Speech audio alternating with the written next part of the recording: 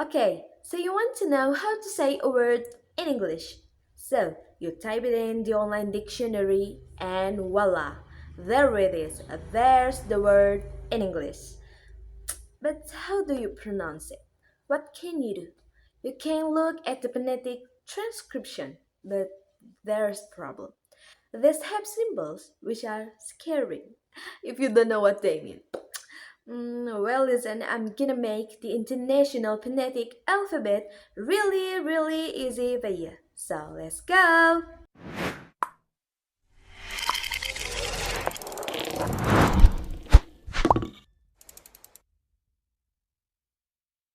Hello everyone, welcome back to my channel. Today we're diving into the world of English sound, specifically how to produce a vowel, consonants, and diphthong sounds like a pro. Understanding this sound is crucial for clear communication and great pronunciation. Whether you're a beginner or just looking to polish your skill, this video is for you. So, grab a seat and let's get started. There are 44 sounds in English. That means there are 44 phonetic symbols that we need to know if we want to be able to look at phonetic transcription of a word and know how to pronounce that word. Okay, 44 sounds a lot. Yeah, well, don't worry because 24 of those are consonants, and for 16 of the consonants is exactly as you would expect it to be. It's basically the letter that it usually represents in written English. For example, the T sound is like that, the K sound is like that, the F is like that, the V is like that. So, you don't need to worry about that. If you read a phonetic transcription, you can easily understand 16 consonants.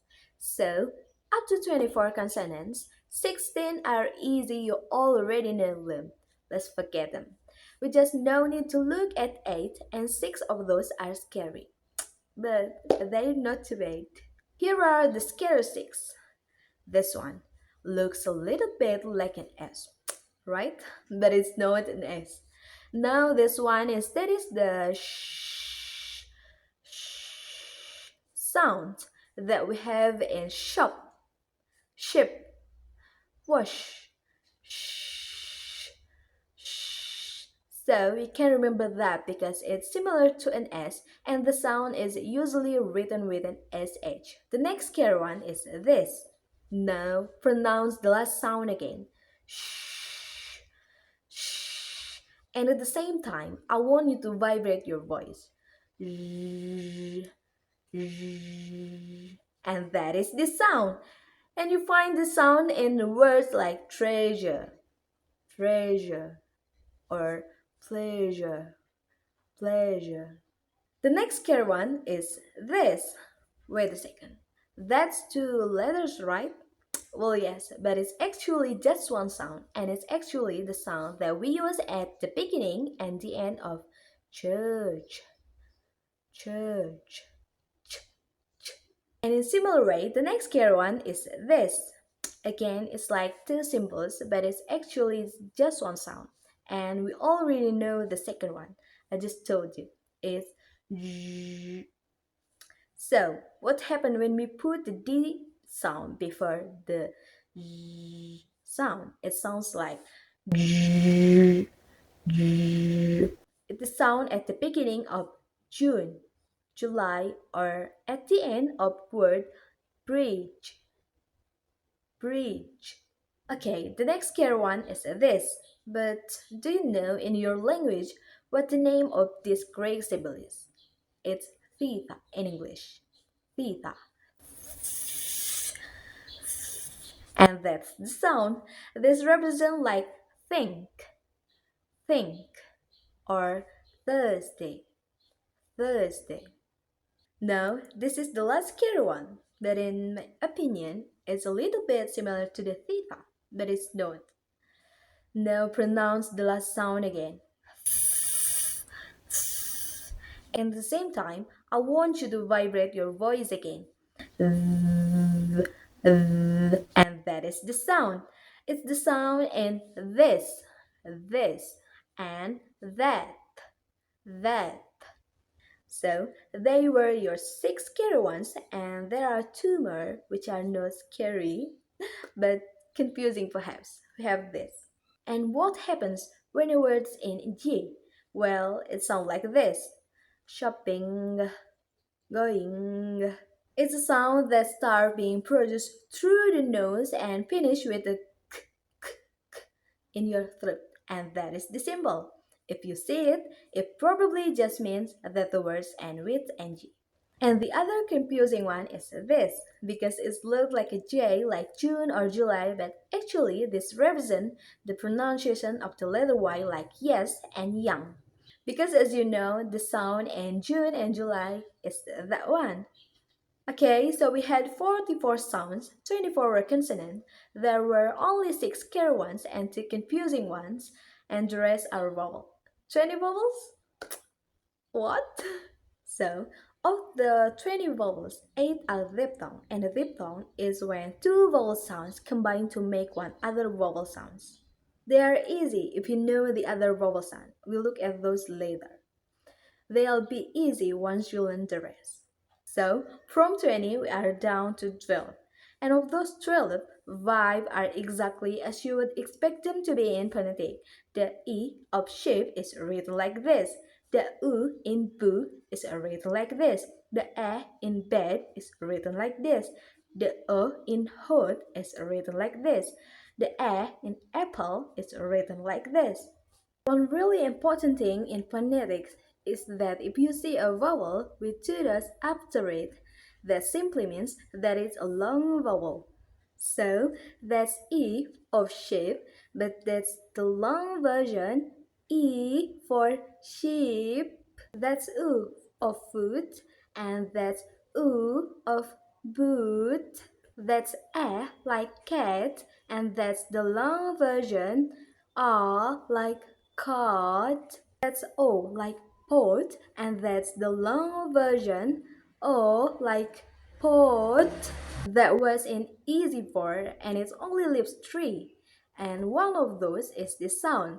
We would say cup, much, but with that symbol. That leaves two sounds, and yes, these are scary symbols and very, very important sounds. They are the schwa sound, which is the most common sound in English. It's everywhere. It's in words which end with er, or, our, like better, actor, or color. Just know that this is the sound we make when we relax our lips, we relax our tongue, we relax the back of our mouth, and we relax our throat. And we just make a very, very short noise with everything relaxed. Uh, uh, and that is the saw sound. And the other scary one is this, which I call the disgusting sound because it's the sound you make when you think someone is disgusting. It's actually the long version of the swa sound. So if you say the swa sound again, uh, uh, uh, if you make long noise, uh, uh, that is the disgusting sound. And we found that in words like perfect, perfect, nurse, nurse, and word, word. So, the only one thing that we need to talk about now is diphthongs. There are 8 diphthongs.